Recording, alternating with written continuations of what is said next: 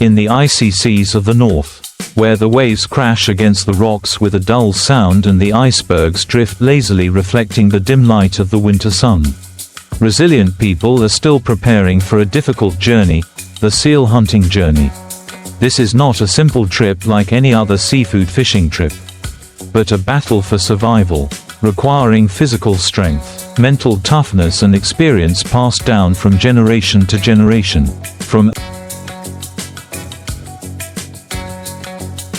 early morning, when the cold wind blows through every gap in the shirt, the harbor is bustling with people calling to each other, the sound of anchor chains hitting the ship's side, the sound of engines reverberating across the still water. The specialized ship for today's seal hunting trip is carefully prepared: long ropes, towing hooks, specialized knives, hunting sticks with steel hooks, and even large freezers to preserve the meat, skin and fat of the seals immediately after harvesting.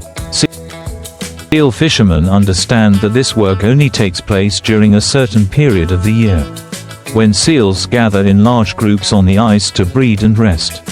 This is an important time, because if there is a delay of just a few weeks, the ice will melt or the seals will move, causing a significant reduction in production. Therefore, every minute at sea is precious, and no one wants to waste it. When the ship leaves the dock, the sea breeze blows fiercely, carrying a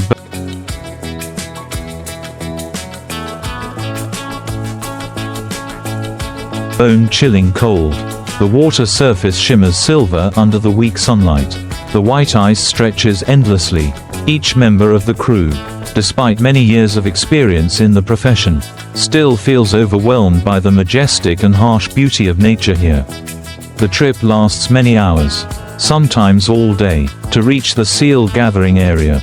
On the way, the ship has to overcome thick layers of ice, where the bow of the ship crashes into, creating a rumbling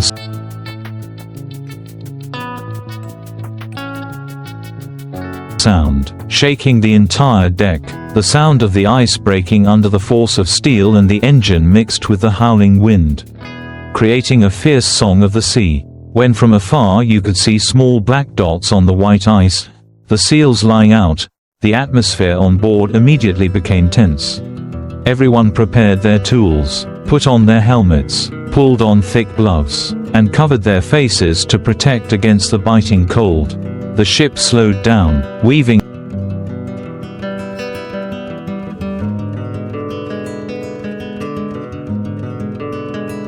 through the large ice floes to get closer. At a safe distance, the fishermen began to deploy small boats or even walk on the ice if conditions allowed. Walking on the ice required absolute caution, because even the smallest crack could send both people and tools falling into the cold water, where death could come in just a few minutes. As they approached the seals, their distinctive cries could be clearly heard, echoing far and wide in the cold air. The adult seals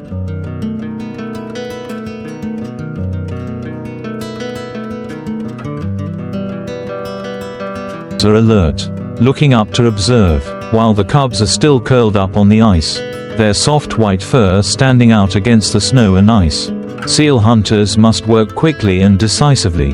With adults, they often use hooks or special hunting guns to immediately take them down, ensuring they do not have time to hide in the water. For cubs, the method applied is different depending on the regulations of each region. But the common point is that everything must take place neatly to avoid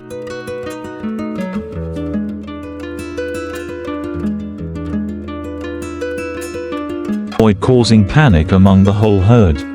As soon as the seals are caught, the fishermen will immediately proceed with the preliminary processing on the spot. The seal's skin and fur are carefully peeled off, because this is a valuable raw material for the garment and leather industry. The meat is classified. The fresh red lean part is used as a protein-rich food. The thick fat part is separated to be processed into seal oil, a valuable product because it contains a lot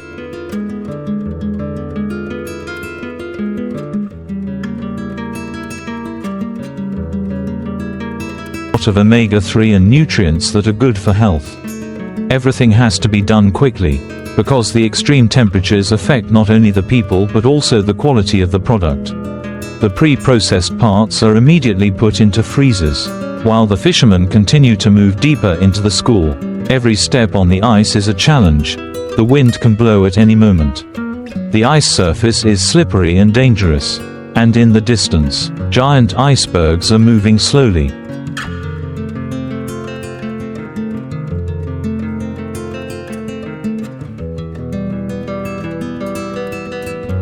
Creating pressure that can cause the surface to crack. But all these difficulties have become part of the profession, and the seal hunters consider it an inevitable part of their work. There are trips when the weather suddenly worsens. Strong winds blow, blizzards come, everything around turns into a whiteout, and nothing can be seen just a few meters away. In such situations, finding the way back to the ship requires absolute coordination between members. Relying on experience,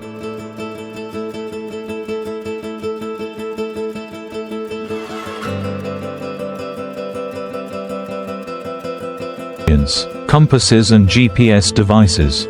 One small mistake could leave the group lost on the ice, a prospect that everyone dreads.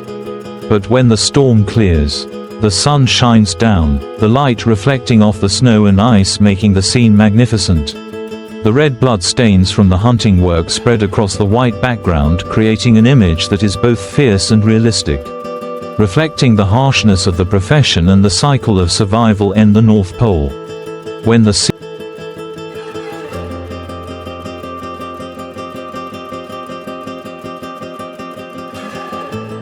seals have been collected, the fishermen begin to return to the large ship. The sacks of skin, meat, and fat are neatly arranged in the cold compartment, ensuring that the quality is maintained until they return to the dock. On the way back, everyone is tired, their limbs are numb, but their eyes shine with satisfaction because the trip was successful. The port welcomes them with the sound of forklifts, the calls of traders, and the familiar scent of the sea mixed with the smell of engine oil.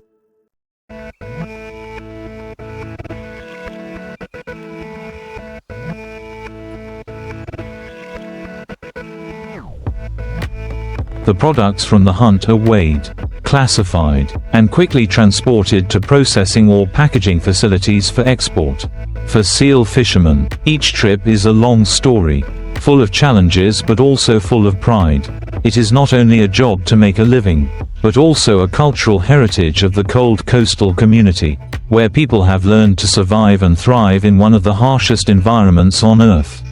And they know that when the next hunting season comes,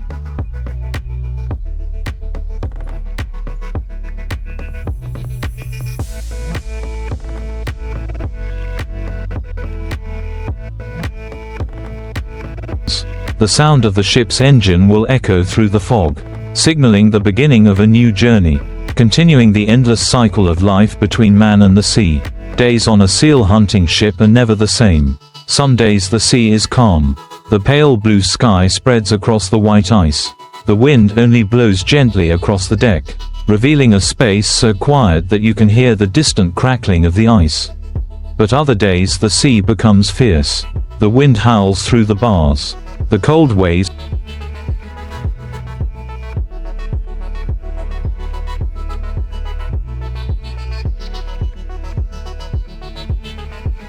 splash like direct blows into the face, burning the skin accustomed to the cold. On these trips, the crew lives like a small family, sharing hot meals in the tiny kitchen, sharing stories from home, and nostalgia for family amid the smell of engine oil and sea salt.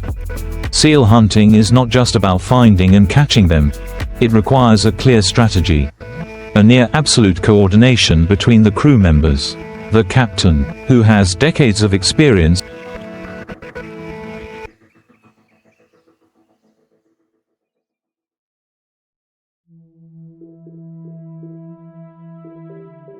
in the profession, will choose a direction based on weather data, currents, and especially seal tracks on the ice.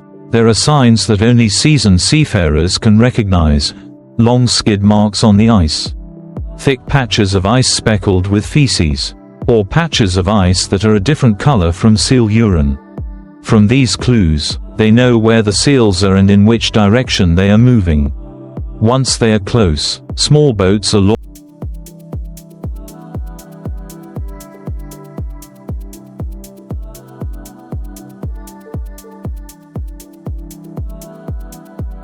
launched or non-slip spikes are put on to step onto the ice.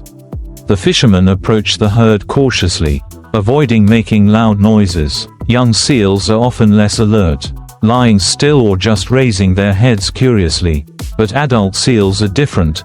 At the slightest strange noise, the whole herd will rush down the ice hole, disappearing into the cold, dark water. To avoid this, the hunting party often spreads out, surrounding the herd from many directions, moving gently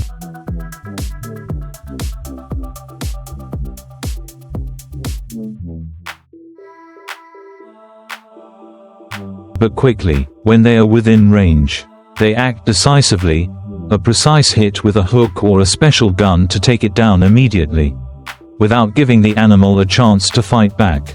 As soon as a seal is caught, the hunting team immediately begins the on-site processing. This work is so fast and precise that it almost becomes a practiced dance. Special knives make a cut along the body, separating the fur from the meat. The silky white or silver gray fur, depending on the species and age, is rolled up and wrapped in a tarp to keep it clean.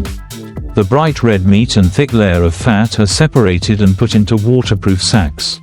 Seal fat is a valuable ingredient, used to produce omega-3 rich oil, while the meat can be processed into many nutritious dishes. From grilled dishes, stews to dried and stored, every part of the seal is valuable, and fishermen rarely waste anything. Even the bones and organs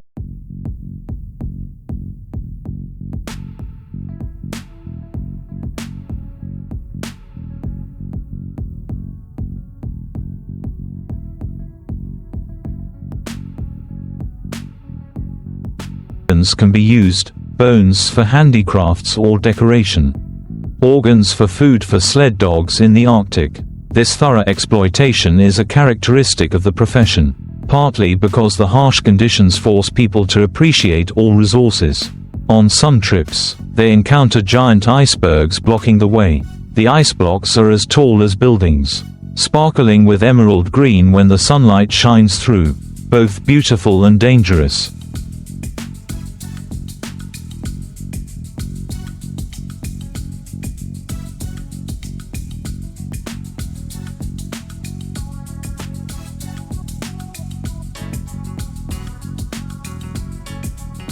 The ship has to move slowly, occasionally using the bow to break the ice, creating a path. The crisp sound of the ice breaking echoes, accompanied by a rumbling vibration. Each time, everyone has to keep their balance, holding on tightly to the handrails to avoid falling. In this area, even the slightest mistake can cause people or equipment to fall into the cold sea, where death comes faster than in a storm. On the ship, life revolves around continuous shifts.